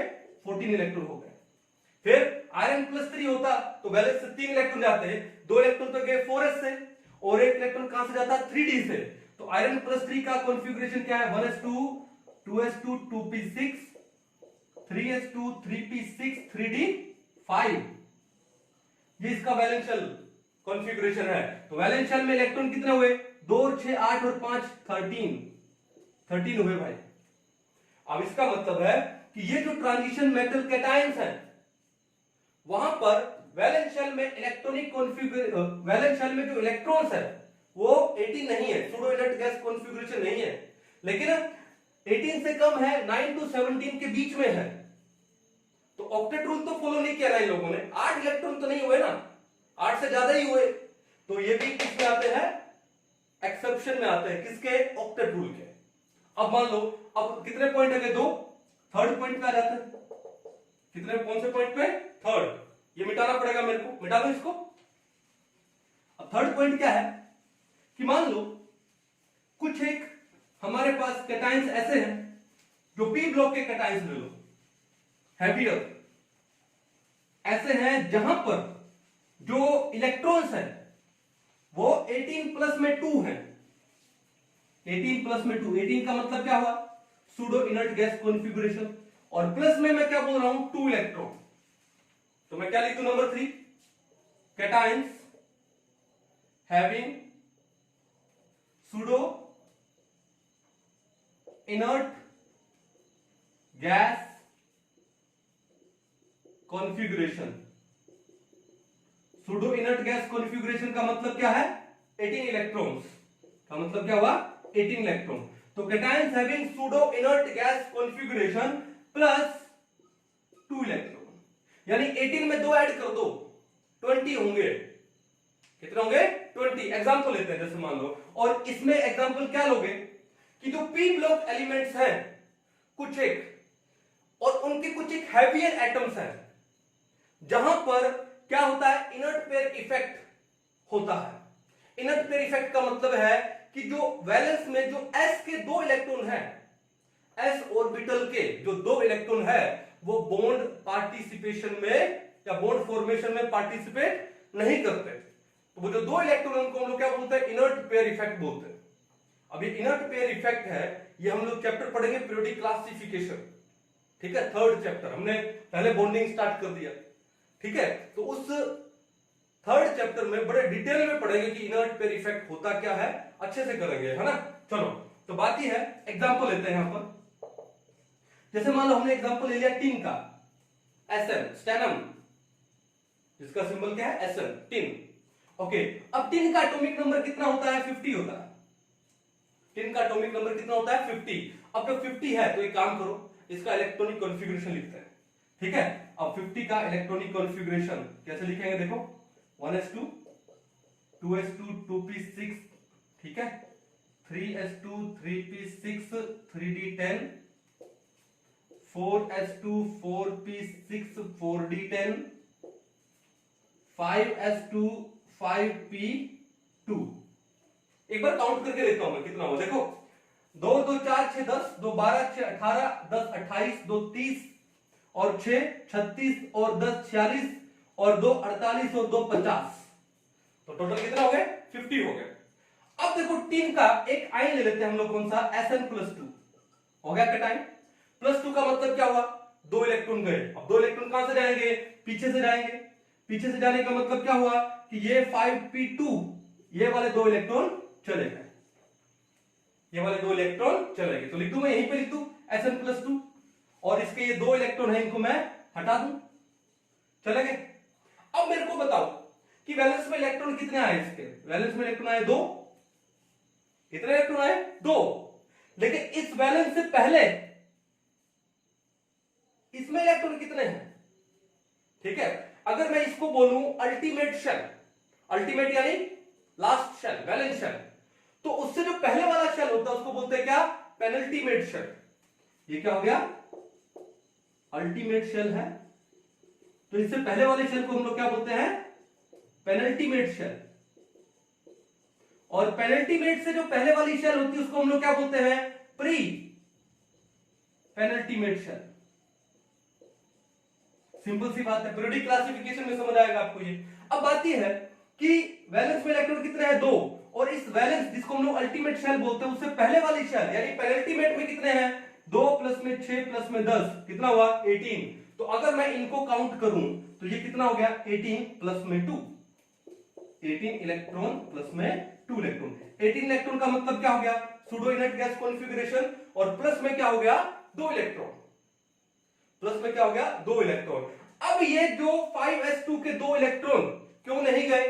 क्योंकि ये जो 2 इलेक्ट्रॉन को निकालने के लिए जो एनर्जी चाहिए, क्योंकि जो s ऑर्बिटल होते हैं they are very close to the nucleus, तो न्यूक्लियस उन s इलेक्ट्रॉन को बड़ा अच्छे से होल्ड करके रखता है। अब इन इलेक्ट्रॉन को निकालने के लिए जो एनर्जी चाहिए, हो सकता है वो एनर्जी हम लोग ना दे पाए, इनको ना दे पाएंगे तो ये क्या होगा? ये 2 इलेक्ट्रॉन बॉन्ड फॉर्मेशन में पार्टिसिपेट नहीं करेंगे। नहीं करेंगे तो क्या हो गया? ये 2 इलेक्ट्रॉन क्या रहेंगे? इनर्ट। क्या है? एक पेयर है, इसलिए इसको बोलते हैं इनर्ट पेयर इफेक्ट। ठीक है, अब देखो यहां पर इलेक्ट्रॉन कितने हैं? 18 pseudo inert gas configuration plus में 2। तो ऑक्टेट तो कहीं से दिखाई नहीं दे रहा भाई। इस सारा जितना भी हम लोग ये ताम झाम पढ़ रहे हैं, ऑक्टेट तो कहीं गायब ही हो गया है। तो ये सारे के सारे क्या है? These are the exception of octet rule। अब बात यह है कि ऑक्टेट रूल हमने पढ़ा है, लेकिन उसके एक्सेप्शन ज्यादा पड़े। अब इतने सारे जब एक्सेप्शन है तो भैया सिंपल सी बात है, तो ये फेल तो होना ही था, ये फेल तो होना ही था। फिर एक साइंटिस्ट आए जिनका नाम था सिडविक। तो सिडविक ने क्या काम दिया? एक अपना कॉन्सेप्ट दिया, किसका? मैक्सिमम कोवैलेंसी का। सिडविक ने एक कॉन्सेप्ट दिया, किसका? मैक्सिमम कोवैलेंसी का। एक बार इसको नोट डाउन कर लो, ठीक है, और उसके बाद हम लोग सिडविक का मैक्सिमम कोवैलेंसी का कॉन्सेप्ट है वो डिस्कस करते हैं।